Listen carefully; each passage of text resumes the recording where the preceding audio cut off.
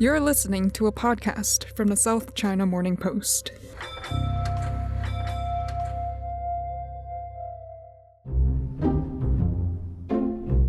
What does the first week of May mean to you? Did you celebrate Brothers and Sisters Day on May the 2nd? Did you recognize World Press Freedom Day on May the 3rd? Did you try to post a Star Wars meme on May the 4th? Do or do not. There is no try. And on May the 5th, what did you choose to do? Because it was World Hand Hygiene Day, Space Day, No Pens Day, as well as International Midwives Day and International Tuba Day.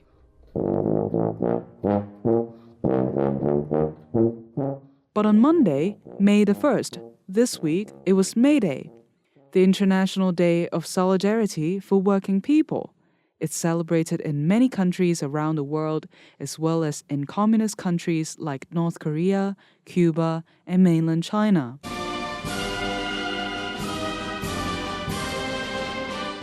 Chinese people first celebrated International Workers' Day in 1920.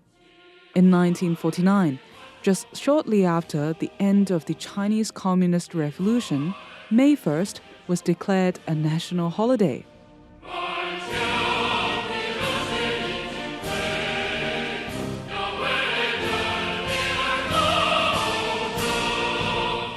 And nearly 100 years after it was first celebrated, this holiday was stretched into a 5-day celebration in 2019, known as Golden Week. Welcome to Inside China. I'm Holly Chick, talking to you from the newsroom of the South China Morning Post here in Hong Kong. Golden Week is spent hanging out with family and friends, shopping, traveling, and spending money. And by money, I mean millions of dollars. So much so that Golden Week has become a golden opportunity for businesses across the country. Except this year's Labor Day Golden Week is different because it's the first one in the post-pandemic era. There are no more lockdowns, the borders are open, people no longer have to use a health code when traveling. After 3 years of frustrations over COVID restrictions, Chinese people could finally travel freely. And by all accounts, they couldn't wait to head out the door to somewhere new. During the 5-day holiday, an estimated 274 million people traveled by air, rail, waterway, or by road. Let me give you an idea of what that looks like. I want you to imagine the entire population of Japan, Australia, South Korea, Britain, the American cities, Los Angeles, Houston, Chicago, and Phoenix, all packing their bags and going on holiday at the same time. The number of people taking trains on Saturday reached a single-day peak of 20 million, with 12,000 passenger trains operating, both setting a record high, according to data from China Railway Group. And those numbers stayed high all weekend. The major cities such as Beijing, Shanghai, Guangzhou, and Changsha, as always, were the top travel destinations, with Shanghai Disneyland, the Great Wall, Guangzhou Zoo, and Chimlong Ocean Park in Zhuhai absolutely packed with tourists. And Sichuan province in southwestern China also reported the ticket revenues for its 830 national rated scenic sites on Sunday reached 62.4 million yuan, surpassing the same period in 2019. That's roughly $9 million. But there's more to the numbers than just people on planes, trains, buses, and boats. Luna Sun is a reporter with our political economy desk based in our Beijing bureau, and she's been covering the economic impact of this year's Golden Week. Hello, Luna. Hi, Holly. Luna, this is one of the first major holidays for people in mainland China after 3 years of zero COVID restrictions. Can you give us an idea of how many people went traveling in the past week? Yeah, so around 274 million people traveled over the 5-day labor holiday. That was almost 120% of the pre-pandemic levels in 2019. It's also more than the 230 million people in 2021. So is this being seen as China's full recovery from zero COVID? Tourist attractions are happy to see travelers flocked to attractions. And the strong Labor Day holiday data suggests that China's economic recovery is going strong, especially in the service sector. And it's certainly a good sign.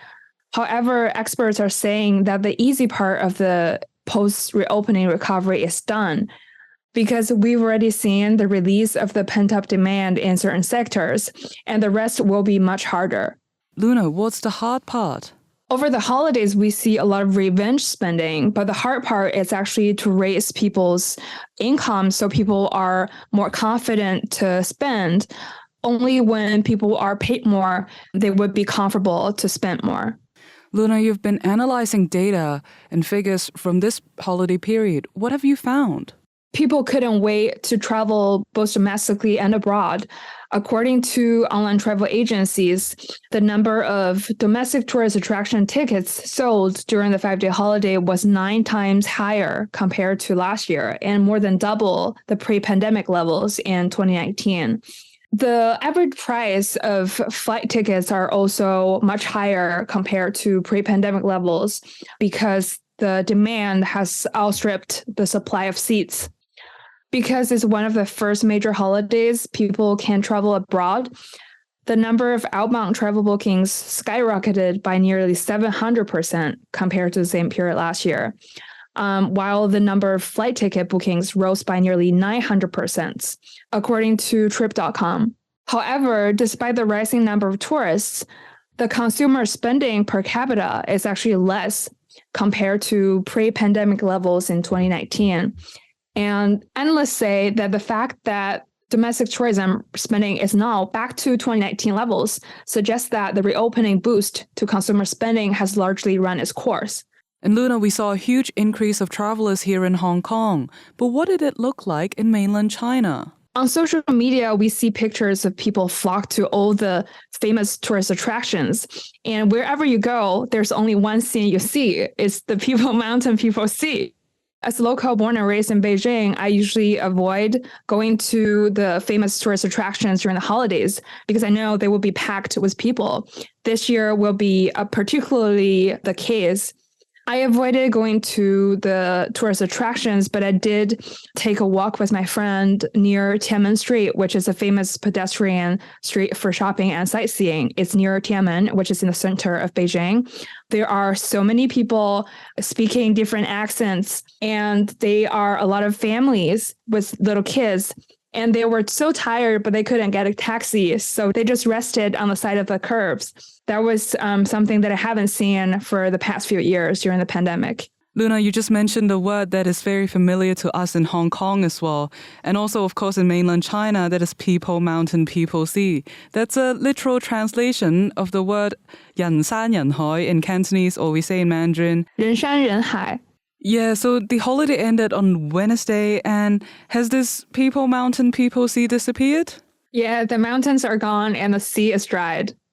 And Luna, you filed a story which picked up on a really interesting trend.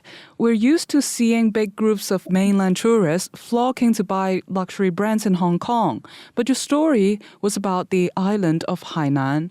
What did you find? Thanks to Hainan's transformation into a freight trade port, foreign consumer brands are flocking to China's tropical island. They are riding on the hopes for a post-pandemic economic recovery to drive a revival in tourism and local demand. There's definitely increasing footprints of international consumer brands, and that also underscores the growing investment in mainland China and its province of Hainan. Well, just in case people don't know where it is, Hainan is China's most southern island. It's about 450 kilometers southwest of Hong Kong, and it's really well known for its beaches and its high-end resorts. Luna, tell us more about the free trade zone status that Hainan is going to get. Hainan is being transformed into a world-class freight trade port with an independent customs regime set to be in place by the end of 2025. It's expected to be a game changer for China's economy. The island will have a simplified visa policy for nationals from almost 60 countries, making it easier for foreigners to visit and do business. It will also be a center for offshore financing and duty-free shopping, making it competitive against the likes of Hong Kong and Singapore. That's what's driving a lot of the luxury brands, including Gucci and Balenciaga, to Hainan. Interestingly, I talked to a trader at the Consumer Products Expo. He said that Hainan has a competitive edge compared to the neighboring shopping destinations, including Hong Kong, such as the vast expanse of land, abundant tourism resources, relatively cheaper prices of goods, newer infrastructure, as well as policy support from the government. While the land in Hong Kong is much more expensive and the businesses are basically saturated and hard to innovate. And he also said he looks forward to see how well Hainan could copy Hong Kong's duty-free model and bring more tangibly beneficial projects. Luna, it's been a big Golden Week holiday in mainland China, and we're going to find out what's happening in Hong Kong in just a minute. Thank you very much for your time. We'll follow your stories on scmp.com. Thank you so much, Holly. So let's head to Hong Kong.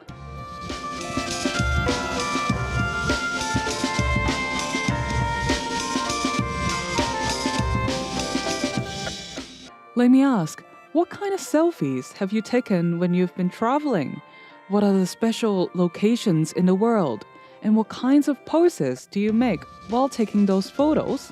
If you're a tourist in Philadelphia, maybe you try to imitate the classic scene in the first Rocky movie, running up the steps of the Philadelphia Museum of Art and punching the air. If you go to Italy, you're probably gonna frame yourself leaning against the Leaning Tower of Pisa. And if you travel to Paris, you might take a selfie that makes it look like you're holding the Eiffel Tower in your hand. But for this year's Labor Day Golden Week, more than 600,000 mainland tourists came to Hong Kong, and we got to see some really interesting new trends among them, all driven by China's answer to Instagram. I'm not talking about crowds of shoppers heading to luxury malls or people posing with a Bruce Lee statue on the Tsim Sha Tsui promenade. I'm talking about people taking selfies with McDonald's bags on their heads, imitating a classic photo of a Hong Kong billionaire on the harbour, and finding a place to buy a vintage camera. Well, but the vintage might surprise you. Let's find out more from my colleagues on the City Desk who have been covering this. Here with me today in the studio are my colleagues Harvey Kong and Oscar Liu. Hello. Good morning. Morning. Harvey and Oscar, you were both filing stories about mainland Chinese tourists spending their Golden Week holiday in Hong Kong.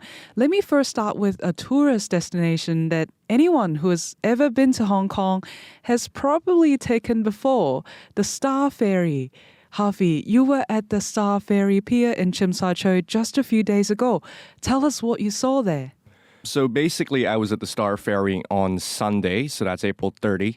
And basically, when I was at the Star Ferry, and as everyone who's taken a Star Ferry would know, you would enter the Star Ferry and the Tsim Sha Tsui side, heading from Harbour City. So that's where I've started to spot it, that things were maybe not quite as usual, because I saw a line stretching out from the lower deck of the Star Ferry on the Tsim Sha Tsui side. And basically, there was a large line of, say, sort of dozen people stretching out from the bottom all the way out to the open plaza where you'd usually expect to see perhaps tourists taking pictures of Victoria Harbour, shoppers, and also maybe one or two excited fans, looking for an advertisement of their idol popping up. So I saw this line and I thought it was quite interesting, so I had a look around. Then I turned the corner and I saw the mother of all lines on the upper deck of the Star Ferry on the Tsim Sha Tsui side. So basically we're seeing maybe around 100, 200 tourists lining up, scrambling essentially for tickets on the Star Ferry. And basically they were all crowding around these two machines on the upper deck, which distribute tokens when you put cash inside the machines. So from what I observed at the scene, basically, people were scrambling, trying to get hold of one ticket, two tickets, and were trying to shove cash, different amounts ranging from $10 to $100, trying to get a ticket on this iconic vessel that is a Star Ferry, which is on everyone's bucket list when they come to Hong Kong. Harvey, you posted a video on Twitter, and we're going to hear what it sounds like. So basically, in this video, we're seeing people scrambling, fighting, and yelling while they try to grab a ticket from the machine. And on my left, while I was filming this video, I could see a very frustrated member of the Star Ferry staff essentially try to tell people to line up, please back away from the machine. And basically, people were really frustrated when it came to trying to get the ticket from the machine. And one of the tourists who told me afterwards what the experience was like, he described it as madness and chaos. So essentially what happened is he would try to press for, say, one ticket on the top of the machine, and someone behind him would press for the option for two tickets underneath the machine. And obviously the machine wouldn't be able to cope with these repeated demands. And even though they inserted money into the machine earlier, it would just end up spitting the money back out. And you also have people just genuinely confused about what amounts of money should they put into the machine. So you would have one person trying to put a $10 bill into the machine, and you have several moments later someone trying to slip a $100 bill into the machine, and you have one frustrated person yelling in the crowd, "Lady, please stop trying to shove $100 bills in the machine. It will not take it." And later on during the day, it basically went from only part of the Star Ferry harbor or terminal being occupied by tourists to basically all lanes of the Star Ferry terminal being occupied by tourists.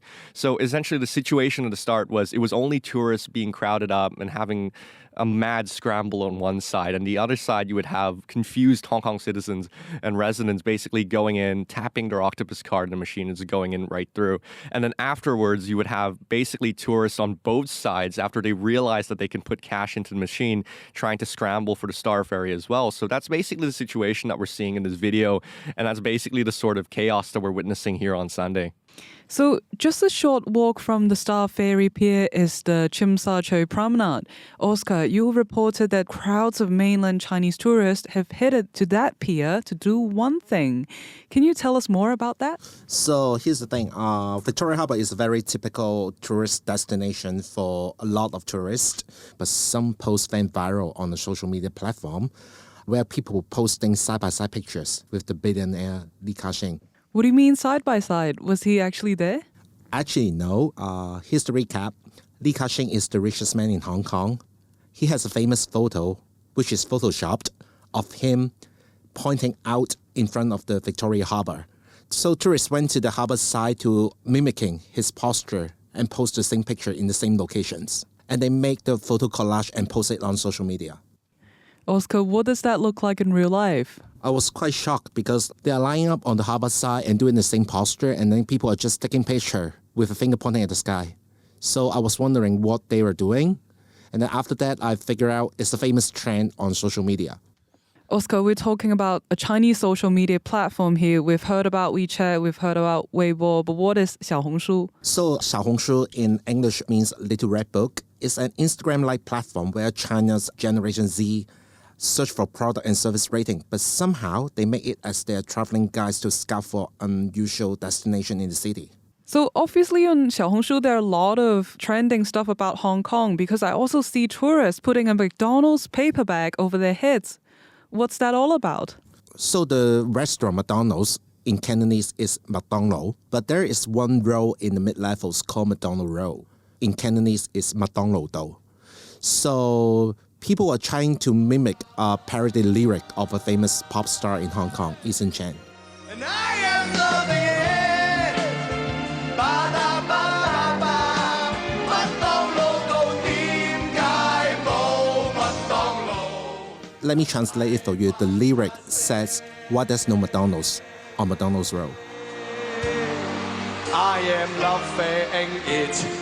巴打巴巴巴，麥當勞都應該有一間麥當勞。 Yeah, and so now it's become a selfie trend on social media where tourists put a McDonald's paper bag over their heads.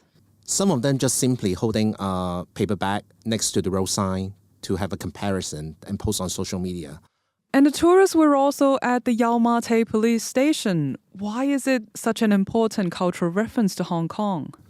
So basically, the structure is a very old historic building which is built in 1922. So it was a functioning police station back in the days, but since then it have moved to other premises. And then a lot of TV dramas, especially the police and gangster dramas, are filming over there. Oh, can you feel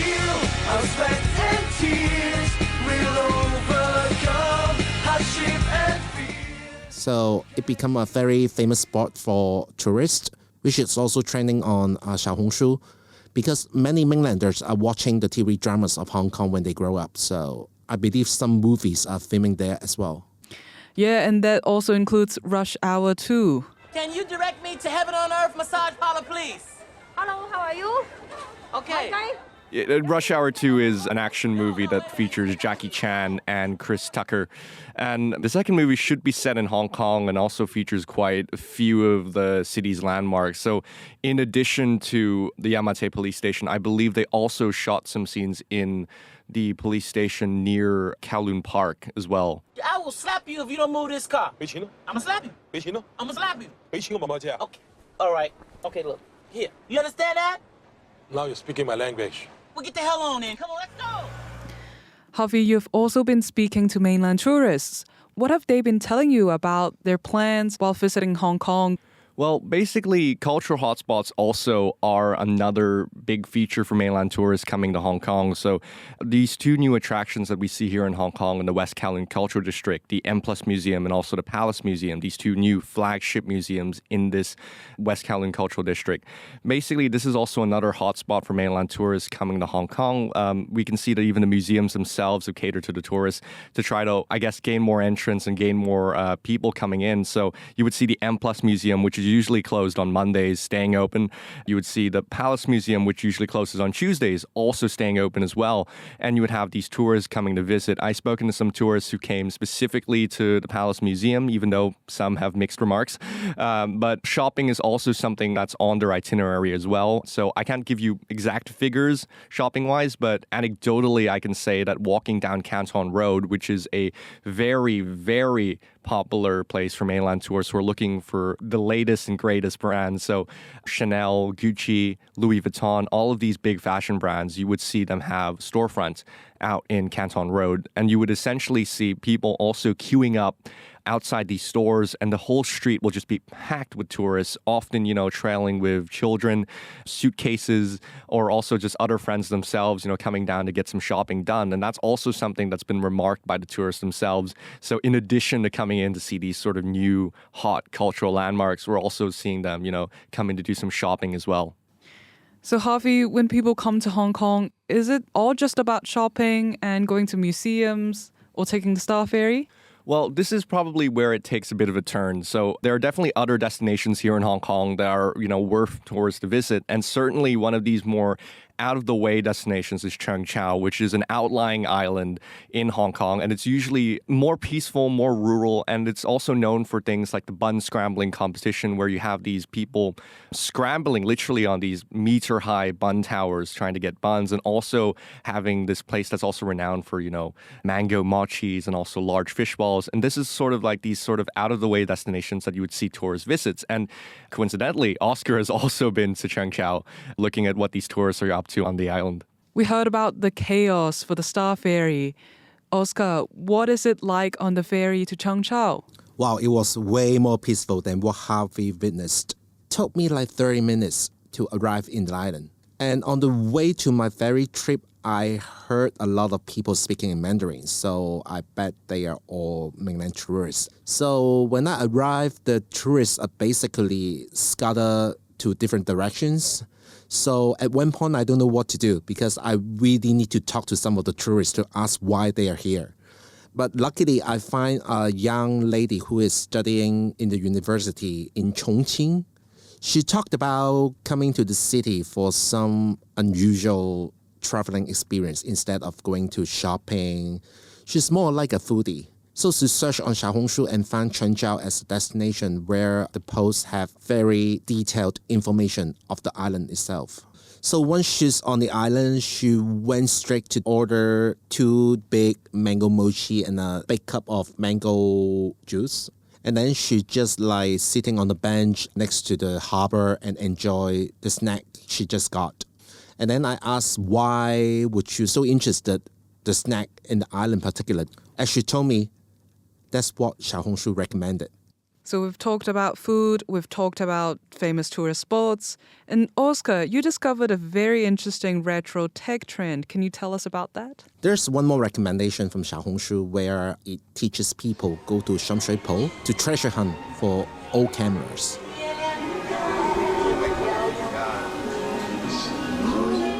So I find it interesting because obviously you can take very good photos on your phone and some even more quality cameras. Right. So Oscar, when you talked about old cameras, they're digital cameras, not the film cameras. Oh, they are the 2000s manufactured digital camera because people find it interesting to capture a very hazy feeling of the photos because back in the days, the camera technology is not that advanced. They have some shortcomings. But now people see those shortcomings as a new trend because they want to capture a more vintage and retro vibe. The camera costs $300 to $600. It's not that expensive, and they are really popular because people are scrambling at a store on Abliu Street in Shamshui-Po, which sells old cameras. Harvey and Oscar, thank you very much, and we'll see your stories on scmp.com. Thank you. Thanks for having us on.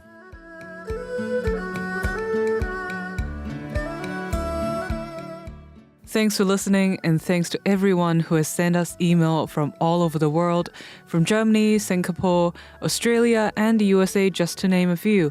And also a special mention to our listeners in mainland China. Golden Week is over, but the weekend is here, and Saturday is both International No Diet Day and Free Comic Book Day. I hope you get to enjoy both.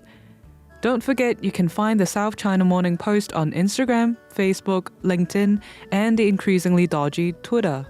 And you'll find the latest news and the best analysis from inside China and around the world on scmp.com. My name is Holly Chick. Bye for now.